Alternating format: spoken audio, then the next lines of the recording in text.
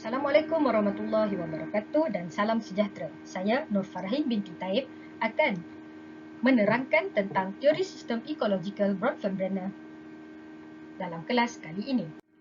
Okey, jadi dalam kelas kali ini terdapat dua aspek utama yang akan saya jelaskan. Yang pertama ialah berkenaan dengan Yuri Bronfenbrenner itu sendiri dan yang kedua mengenai teori sistem ekologikal. Baik, kita akan pergi kepada topik pertama iaitu Yuri Bronfenbrenner itu sendiri. Okay. Siapakah dia Yuri Bronfenbrenner? Yuri Bronfenbrenner merupakan pengasas kepada teori sistem ekologikal Bronfenbrenner. Okay. Dan di sini ialah sedikit latar belakang tentang kehidupan beliau. Yuri Bronfenbrenner dilahirkan pada tahun 1917 di Moskow, Rusia. Dan pada tahun 1923 beliau berpindah ke Amerika Syarikat. Tahun 1938 beliau menerima ijazah pertama di University Cornell dalam dua bidang, iaitu bidang psikologi dan muzik. Beliau membuat double degree ketika ini dan berjaya mendapatkan double degree tersebut. Pada tahun 1940 beliau mendapat ijazah sarjana di Harvard dalam bidang pendidikan. Tahun 1942 beliau menerima ijazah kedoktoran di University of Michigan dalam bidang developmental psychology dan pada 25 September 2005 beliau meninggal dunia. Jadi kita akan pergi kepada topik kedua iaitu teori sistem ekologikal. Ini ialah teori sistem ekologikal yang dipelopori oleh Yuri Bronfenbrenner. Okay, kalau kita lihat, kanak-kanak berada di tengah-tengah dalam sistem ekologikal ini.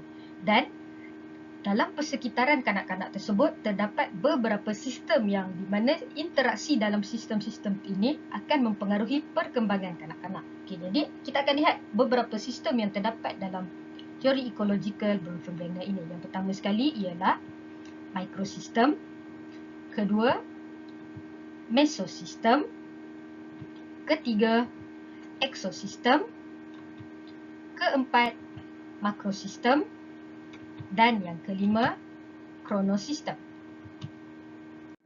Jadi kita akan pergi kepada sistem pertama yang terdapat dalam teori sistem ekologikal Bronfenbrenner ini, iaitu mikrosistem. Okey, apa itu mikrosistem? Mikrosistem ni dia adalah tahap pertama dalam teori sistem ekologikal Bronfenbrenner. Dan mikrosistem ni sendiri adalah aspek yang paling dekat dan mempunyai hubungan langsung dengan kanak-kanak. Contoh-contoh mikrosistem yang terdapat dalam kehidupan kanak-kanak ialah keluarga, sekolah, rakan sebaya, teman sepermainan di taman, rakan-rakan ataupun guru dan juga pengasuh yang terdapat di daycare ataupun pusat jagaan kanak-kanak, dan juga ada mikrosistem dalam organisasi keagamaan dan juga mikrosistem dalam penyedia perkhidmatan kesihatan. Okey, dalam mikrosistem ni dia adalah hubungan dua hala antara kanak-kanak dan juga mikrosistem tersebut. Kalau kita lihat dekat dalam rajah ni ada anak panah yang menunjukkan hubungan dua hala. Maksudnya apa yang berlaku ataupun apa reaksi kanak-kanak tersebut dalam mikrosistem dia. Contoh macam reaksi kanak-kanak dan juga keluarga. Mikrosistem keluarga ini dia menentukan apakah tindak balas reaksi keluarga tersebut kepada kanak-kanak. Okay. Contohnya kalau macam kanak-kanak ni dia ada satu hubungan yang sangat kuat dengan keluarganya. Jadi bila ada hubungan yang sangat kuat, maksudnya kanak-kanak tu dia menyayangi dan juga bertindak sebagai seorang kanak-kanak dalam keluarganya. Jadinya ibu bapa dia akan return semula perasaan sayang, perasaan rasa, kepunyaan, bertanggungjawab kepada kanak-kanak tu sendiri. Jadi bila ada interaksi yang kuat antara kanak-kanak dan juga mikrosistem keluarga ni, sebenarnya dia membawa satu hubungan yang baik dan dia akan menyebabkan perkembangan kanak-kanak itu bertambah. Sebaliknya, sekiranya kanak-kanak ini dia tak mempunyai interaksi ataupun hubungan yang kuat dengan mikrosistem lain. Contohnya, kanak-kanak ini dia tidak menunjukkan reaksi ataupun tak mempunyai hubungan yang kuat dengan mikrosistem di sekolah. Jadi perhubungan antara sekolah dengan kanak-kanak itu dia akan menjadi longgar dan sekaligus sebenarnya dia akan menyebabkan kanak-kanak itu tidak berkembang secara optimum di sekolah. Jadi mikrosistem ni dia merupakan interaksi kanak-kanak tu sendiri dalam sistem-sistem terkecil yang terdapat di dalam kehidupannya. Yang kedua ialah mesosistem. Okey, apa itu mesosistem? Mesosistem merupakan tahap kedua dalam teori sistem ekologikal Bronfenbrenner. Ianya adalah interaksi yang berlaku antara mikrosistem dalam kehidupan kanak-kanak, dan interaksi yang berlaku tersebut akan memberi kesan terhadap perkembangan kanak-kanak. Okey, sebagai contoh, kita tengok dekat sini. Mikrosistem yang terlibat adalah mikrosistem keluarga dan juga mikrosistem sekolah. Okey, mesosistem merupakan interaksi yang berlaku antara keluarga dan juga sekolah. Sebagai contoh, sekiranya keluarga memainkan peranan yang sangat penting di dalam sekolah, maksudnya keluarga ni dia sentiasa berinteraksi dengan sekolah, dia sentiasa mendapatkan feedback, memberi feedback kepada sekolah tentang apa yang anaknya perlukan, bagaimana support yang anaknya perlukan, dan sekolah pun memberi maklum balas yang baik kepada ibu bapa. Jadinya interaksi yang berlaku antara keluarga dan juga sekolah yang dinamakan sebagai mesosistem ni, dia sekaligus dia dapat memberi kesan kepada perkembangan kanak-kanak tu sendiri. Sama juga kalau macam ibu bapa, interaksi dalam keluarga, mikrosistem keluarga ni, dia tak berinteraksi secara baik ataupun tak berinteraksi secara kuat dengan mikrosistem di sekolah. Jadi secara tak langsung, perkembangan kanak-kanak di sekolah dan juga ni dia akan jadi agak terbatas sebab tiadanya hubungan yang kuat antara mikrosistem keluarga dan juga mikrosistem sekolah. Jadi kanak-kanak ini tak boleh berkembang secara optimum. Yang ketiga ialah ekosistem. Ekosistem ni ia merupakan tahap ketiga dalam teori sistem ekologikal Bronfenbrenner. Ekosistem ni merupakan satu struktur sosial yang normal dan informal dalam kehidupan kanak-kanak. Dan struktur sosial ini, ia tidak merangkumi kehidupan kanak-kanak tersebut. Tetapi, interaksinya terhadap satu mikrosistem akan memberi kesan secara tak langsung kepada kanak-kanak. Okey, sebagai contoh, ekosistem ni kita akan lihat dari segi contoh macam persekitaran tempat kerja. Okey, kalau kita tengok persekitaran tempat kerja di pejabat ataupun di lokasi tempat kerja ibu atau bapa, jadinya dia ada interaksi antara lokasi ataupun persekitaran budaya di tempat kerja tu dengan keluarga.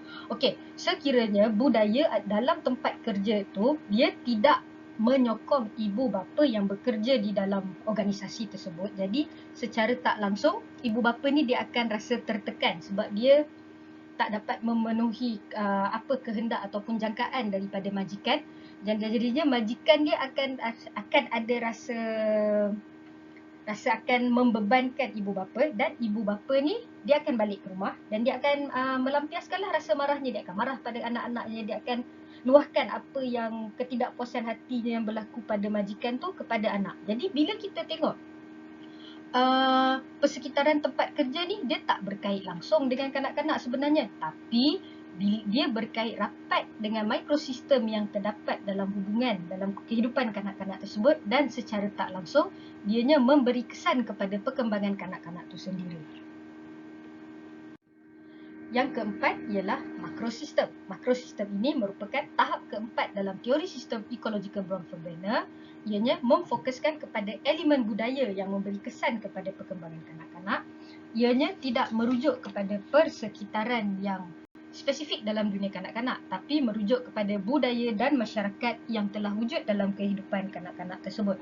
Okey, contohnya yang ini lebih kepada macam polisi, budaya. Okay, kalau kita tengok yang paling dekat sekali, contohnya macam tahap sosioekonomi keluarga. Okay, kanak-kanak yang membesar dalam status ekonomi, sosioekonomi keluarga yang agak tinggi, perkembangan dia ataupun dia punya perkembangan dan juga pengalaman dalam perkembangan dia tu agak berbeza dengan kanak-kanak yang membesar di dalam kehidupan keluarga yang mempunyai tahap sosioekonomi yang rendah. Jadi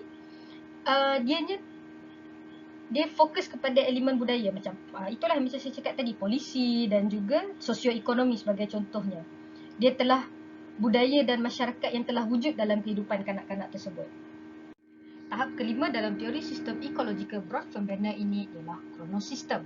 Kronosistem merangkumi semua perubahan persekitaran yang berlaku dalam kehidupan seorang kanak-kanak yang memberi kesan kepada perkembangan. Ianya terbahagi kepada transisi kehidupan yang normal dan transisi kehidupan yang tidak normal. Kalau kita lihat krono ni lebih kepada macam kronologi. Kronologi maksudnya dia merangkumi semua perubahan persekitaran daripada kanak-kanak itu lahir sehinggalah kanak-kanak itu pada umurnya sekarang. Dan dia akan sentiasa berkembang lah mengikut umur kanak-kanak tu. Okey, jadi transisi kehidupan yang normal ni dia seperti macam mula bersekolah, manakala transisi kehidupan yang tidak normal ni ialah perubahan dalam perkembangan dalam interaksi persekitaran seperti tiba-tiba penceraian ibu bapa ataupun kanak-kanak itu berpindah ke rumah lain. Jadi transisi-transisi kehidupan yang berlaku dalam kehidupan kanak-kanak ini akan mempengaruhi perkembangan kanak-kanak dan itu adalah kronosistem dalam teori sistem ekologikal. Jadi sekian sahaja daripada saya. Terima kasih. Assalamualaikum warahmatullahi wabarakatuh.